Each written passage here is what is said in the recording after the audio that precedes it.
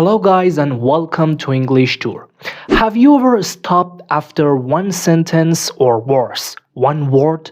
If you have ever said yes, no or maybe and then panicked because you had nothing else to add, don't worry, this video is for you. Today I will show you simple techniques to help you speak longer, more naturally, and more confidently in the IELTS speaking test without memorizing anything or sounding unnatural. Let's make those short answers disappear. Let's go. One of the biggest skills you need in IELTS speaking is learning how to give answers that are the right length. Not too short, not a 5-minute speech, just the perfect balance. Let's look at an example. Imagine the examiner asks, "Do you like watching movies?" Now here are two different answers. Candidate 1, "Yes, I do." And candidate 2, "Absolutely. I usually watch movie on weekends to relax, and I'm a big fan of documentaries. They makes me feel like I have learned something without actually studying." Look, both candidates answered the question, but clearly the second one gives the examiner way more to work with.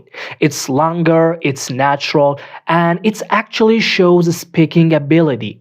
The first answer, well, it gives the examiner almost nothing to assess. It's like handing in an empty sheet of paper with your name on it. So here's a simple rule for IELTS Part 1 and of course the IELTS speaking that works every single time. Step 1.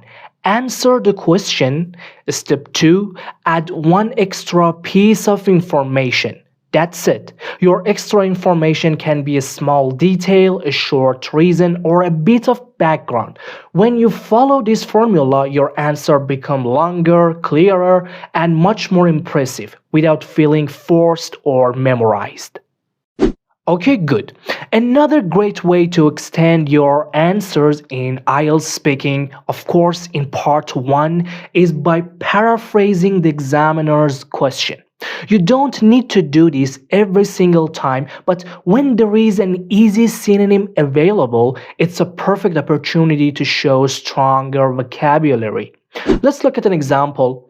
Imagine the examiner asks, "Do you read books often?" Now compare these two answers.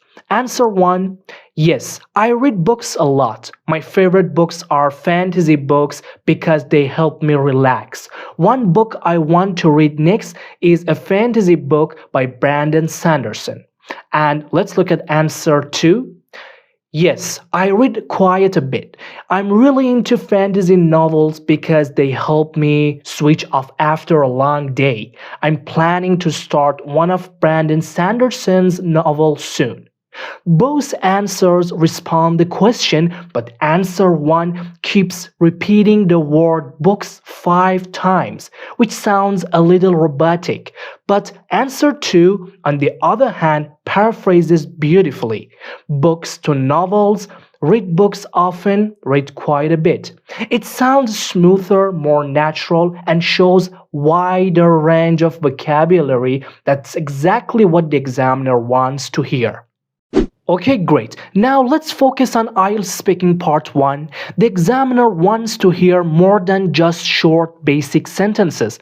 They are looking for a range of vocabulary and different grammar structures. And one of the best ways to show that is by developing your answer in more than one direction. To help you do that, here are 7 simple techniques you can use to make almost any answer longer, clearer, and more impressive. Let's choose a new example to work with.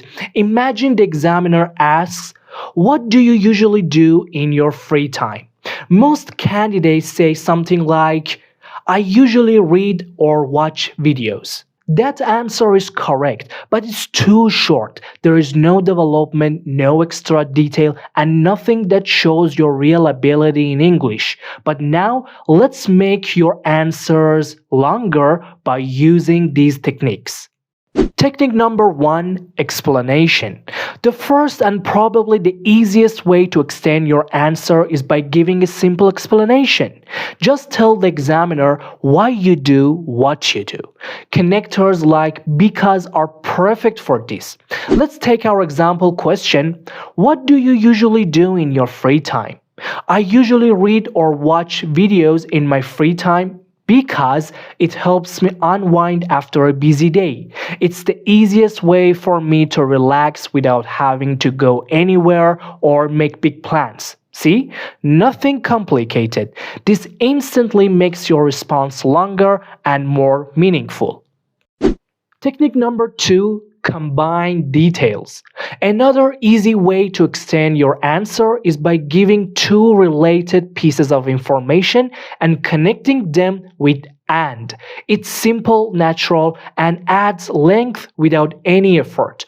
Using our example question, what do you usually do in your free time? In my free time, I usually read a few chapters of a book, and I also like to watch short documentaries online. It depends on my mood, but I usually end up doing a bit of both. By combining two details, you instantly make your answer richer and show the examiner more of your vocabulary and speaking ability. Number 3, examples. One of the most effective ways to extend your answer is by giving a specific example. It makes your answer sound more real, more personal, and more detailed. Let's use our main question again. What do you usually do in your free time? I usually read or watch videos in my free time. For example, this week I started a new mystery novel, and yesterday I watched a really interesting science video about space exploration. Little things like that help me relax. By adding a connector example, you instantly make your answer more vivid and more impressive to the examiner. So now let's move on to technique number 4 and 5, which are related to time perspectives.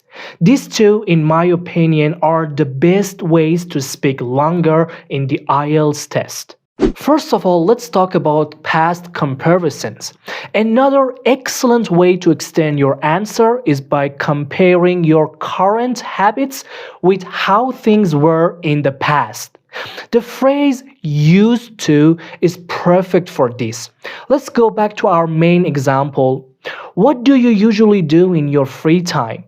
I usually read or watch videos in my free time now, but I used to spend hours playing video games when I was younger.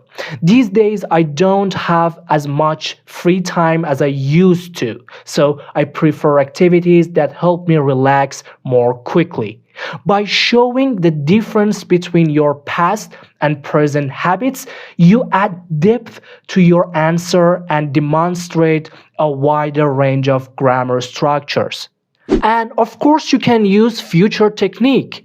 What you plan to do, hope to do, or expect to change. This helps you naturally use future grammar structures, which is examiner loves to hear. Using our main example, what do you usually do in your free time? These days, I usually read or watch videos in my free time, but in the future, I would like to spend more time outdoors. I'm planning to join a gym next month, and I think I will start taking evening walks after work to stay more active. Talking about the future not only extends your answer, it also shows the examiner that you can comfortably shift between different time frames. Okay, so far so good. Now let's talk about technique number 6, frequency. Another great technique for developing your answer is using frequency words. These show how often you do something and immediately make your answer richer and more precise. Common frequency words include always, usually, normally, generally, often, frequently, sometimes, occasionally, rarely, hardly ever, and never. I have already made a video about adverbs of frequency. I suggest you watch that to learn better. But let's get back on our main example. What do you usually do in your free time? I usually read in my free time and I often watch short videos online as well. I normally spend at least half an hour each evening doing something relaxing, and on weekends I occasionally try out a new series if I have more free time. Look, using frequency words makes your answer sound more natural and helps show your range of vocabulary without adding anything complicated. Okay, great. Now let's talk about our last technique, contrast. Using contrast is another powerful way to extend your answer. Words like but, although, however, even though, and while help you show differences or exceptions in your habits. Now, let's apply this to our main example. What do you usually do in your free time? I usually spend my free time reading, but I sometimes watch videos instead when I'm too tired to focus on a book. However, on weekends, I prefer going for a walk because I like getting some fresh air after being indoors all week. See, using contrast not only makes your answer longer, but also shows the examiner that you can organize your ideas clearly and use wider range of connectors. And that's it. These simple techniques can instantly make your IELTS speaking answers longer, clearer, and more natural. If you found this helpful, don't forget to like, subscribe, and share it with someone studying for IELTS too. See you in the next lesson and keep practicing. Goodbye.